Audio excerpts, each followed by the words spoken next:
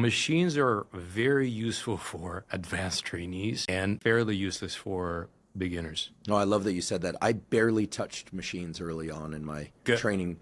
Dare I say, call it a career. So I respectfully disagree strongly with this, and let's talk about why. But before I do, I just want to show one other part of the clip. What do people do? Oh, it's safer. Get in, climb into this machine right there. You're not developing any stabilizer, so you get out of this machine, you get crushed somewhere. Beginners really should just use exclusively free weights. You discover the weight that's free, that's truly, truly free. The anti-free weight argument seems to largely center around this concept of stability, and more specifically how free weights apparently train the stabilizer muscles while machines just don't. If we take a second to think about each exercise more specifically though, this reasoning kind of falls apart. So for example, let's compare a barbell free weight back squat to a machine hack squat. Both of these motions train the quads, glutes, adductors, erectors, and abs to varying degrees. In other words, what exactly would be the difference in terms of muscular stabilization between the two? Well, it's actually not a difference of muscular contribution necessarily. It's actually a difference in how difficult or easy it is to balance the external load based on the constraints of the movement. So in something like a back squat, you have to work hard not to fall forward or backward. But in something like a hack squat or a leg press or a Smith machine, you don't have to worry about falling in any direction.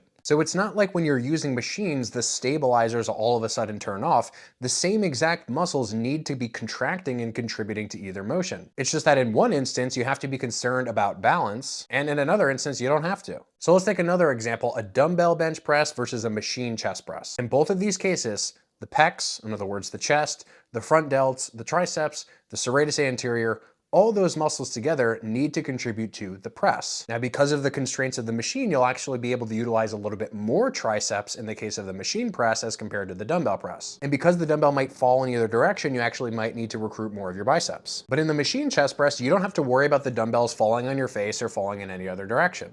And so in this sense, and this is my argument against this claim overall, machines on average end up being more appropriate for beginners. Why? Well, because they essentially provide training wheels and constraints that make it easier for people to execute common motions. And anyone who has trained beginner clients knows that it's much easier to coach people on machines, at least as long as you know how to actually set people up on machines. So in the same way that we would give a child training wheels because it makes it easier for them to learn how to ride a bike, allowing beginner trainees to use machines is a fast track to actually learning how to press, pull, squat, or hinge. So I really hope the fitness industry overall can move past this obsession with free weights and this kind of unfounded glorification of free weights as if they do things that machines simply can't.